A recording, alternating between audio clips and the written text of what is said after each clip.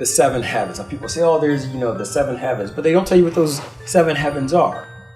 And those seven heavens correspond to certain planes of existence. We live on what we call this physical plane. I'll put this down here, physical. Then up and above that is what's called the plane of force. Above that one is called the spiritual plane. The next one is called the mental plane. The next one is called the plane of divine truth. The next one after that is called the plane of divine reality. And then the next is